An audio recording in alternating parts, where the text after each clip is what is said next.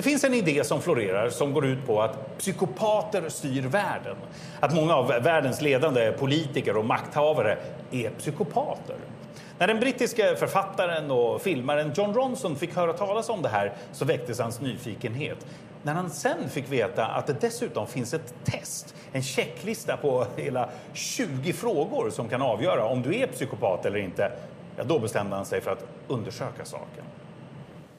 There's something strange about the human race that we're so desperate to diagnose everyone with a mental disorder.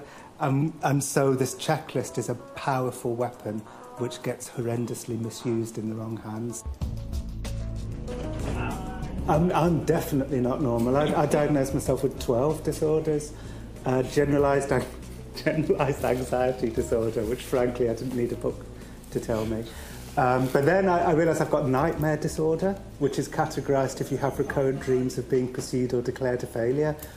Every single one of my dreams involves me being pursued and declared a failure, including actually what I had last night. Just remember my dream last night. I was declared a failure in my dream last night. So there you go, nightmare disorder. Parent-child relational problems, I've got that, which obviously I blame my parents for. So the list goes on. Mest känd är Jon Ronson för boken Män som stirrar på jätter, som också blev en film som handlar om verkliga experiment som amerikanska försvaret gjort inom det paranormala. I The Psypttst skriver Ronson som han brukar göra. Han har en absurd stil som samtidigt alltid har en botten. There's a 20-point checklist invented by a Canadian psychologist called Robert Hare that identifies psychopaths from afar by deciphering their sentence construction and the way they look at the world and so on. So what I can do is learn how to use this checklist, learn how to become a psychopath spotter, and then journey into the corridors of power and see if I can spot any psychopaths ruling the world. That struck me as a great, as a great mystery to solve, a great start to a book.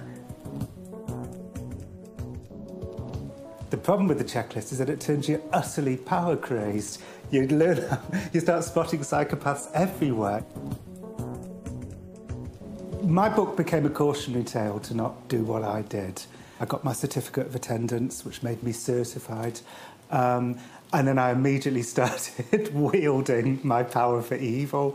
I started diagnosing all the people in my past who had crossed me as psychopaths and so on.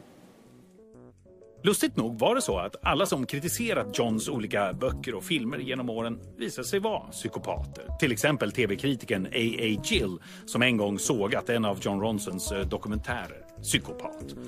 Det läskiga var att han märkte att testet och checklistan gav honom makt över människor. And I realized, in a flash, well, that's okay for me because I'm writing a book about this where I'm showing all the weaknesses, but there's a lot of people out there who I bet, just routinely do it. Criminal profilers, care workers, prison officers, people who stand up, court experts who stand up in court and say, don't release this person, he's a psychopath. At sentencing hearings, should this person be put to death or should this person be put in prison to life? Are they a psychopath? So there's this huge area of people who really wield power over other people by determining, using this checklist, whether they are or not a psychopath. Okay, I have found the book. I USA finns sedan 50-talet en bok som listar diagnoser för psykiatriska sjukdomstillstånd. DSM förkortas den. So as I say, it used to be, DSM-1 was about that thick.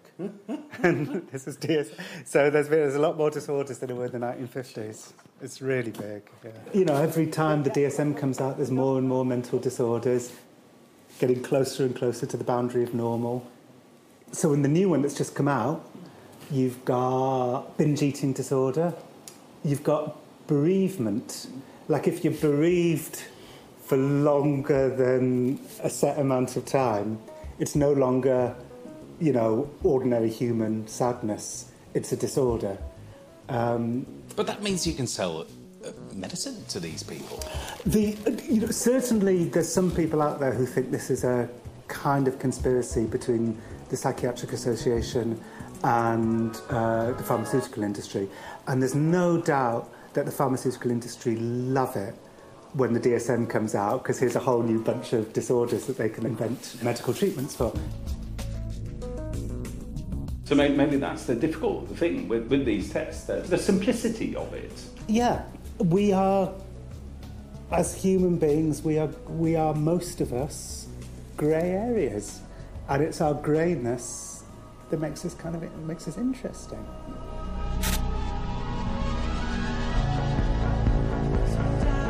Remember that you must become what you think about. And since you're thinking about your goal, you realize that soon it will be yours.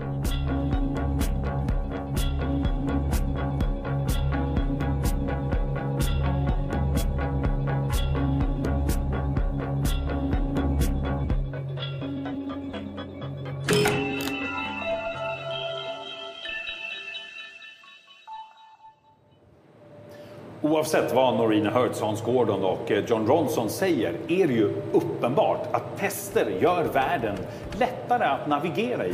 Och så slipper man ju den här besvärliga magkänslan som är så svårt att kvantifiera och få siffror på. Du, testpubliken igen. Ja, jag tror det blir lite för mycket. För det där... Ja, det menar så, ja. Ja, det är helt uppenbart att tester borde förbjudas. De är missvisande, otillräckliga och i vissa fall direkt skadliga. De borde förbjudas åtminstone så länge som det inte finns ett test som testar testerna. Och då, när vi har det här godkända testet, då kan vi ju veta att vi har gjort ett säkert val, ett snabbt val och att vi har valt som alla andra.